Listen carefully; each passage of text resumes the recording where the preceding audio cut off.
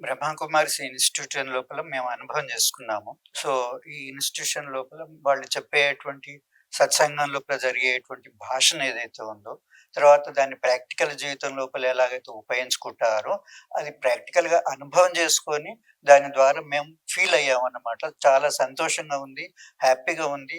ఇది నా ఒక్కరికి గాకుండా యూనివర్స్ గూడా యూజ్‌ఫుల్ ఉంటుందనేటువంటి అభిప్రాయం ఉన్నది. అలాగే మా అమ్మాయి గాని, మా డాటర్ గాని అందరూ ఈ యొక్క ఇన్‌స్టిట్యూషన్‌కొచ్చేవాళ్ళు.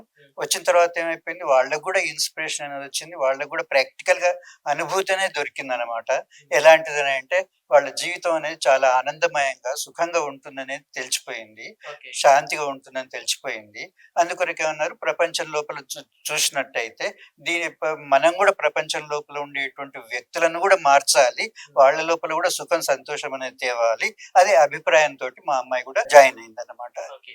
కానీ సో దీనికి మేము విరుద్ధం కాలేదు. తర్వాత it is not by force of the parents. Okay. She went by her own will అన్నమాట. ఓకే. అది చెప్పడం జరుగుతుందనమాట. కానీ సాధారణంగా బయట పేరెంట్స్ ఎలా ఉంటారంటే, లైక్ మేము విన్నాం you are like retired principal. So, చదువుకున్న వాళ్ళకి ఎలా ఉంటుందంటే, ఒక సర్టెన్ ఏజ్ వచ్చేసరికి లైఫ్‌లో సెటిల్ అవ్వాలి.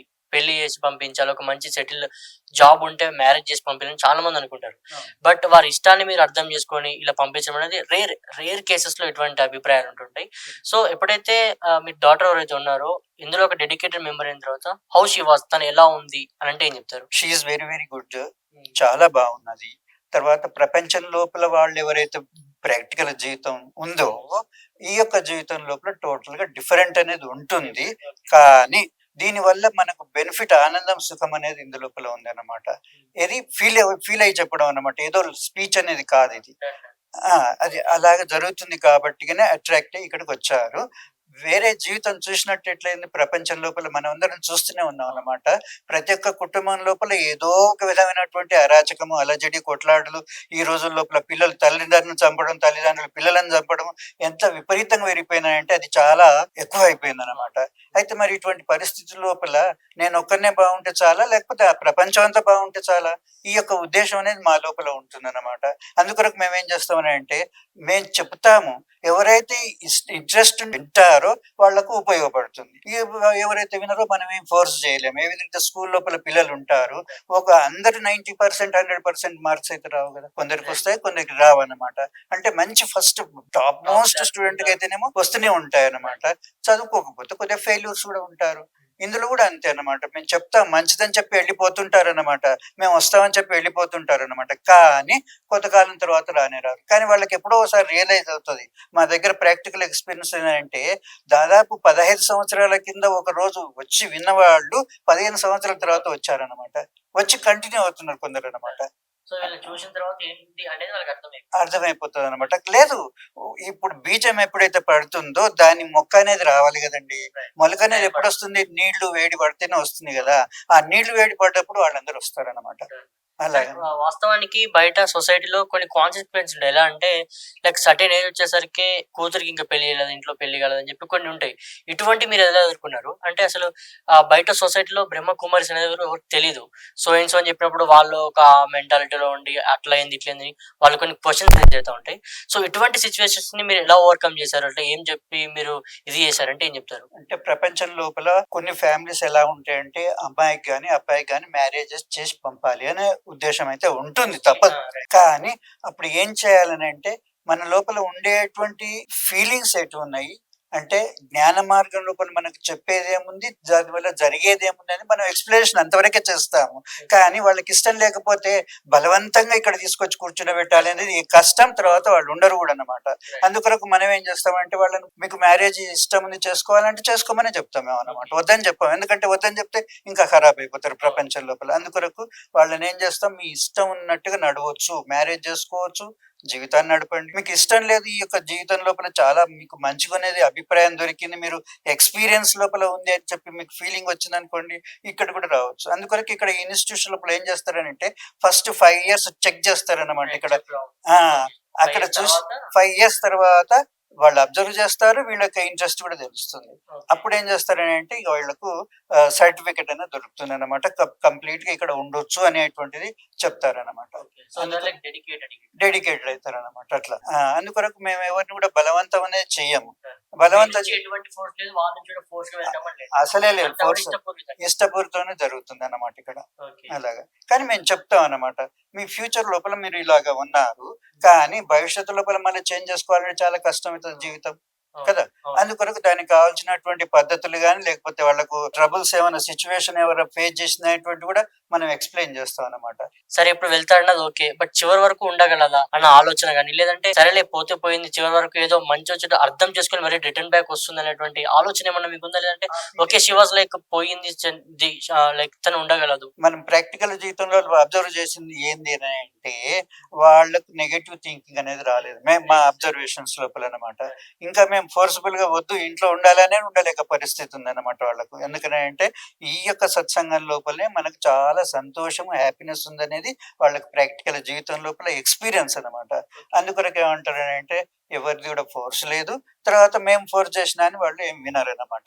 అదనమాట. ఎందుకంటే ఈ రోజు లోపల మ్యారేజ్ చేసుకోవద్దని అంటే ప్రపంచం లోపల ఎంతమంది వింటారండి? ఎవరు వినరన్నమాట.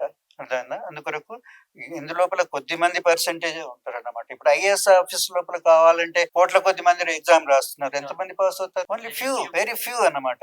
సెలెక్టెడ్ ఓన్లీ 1 or 2 అన్నమాట.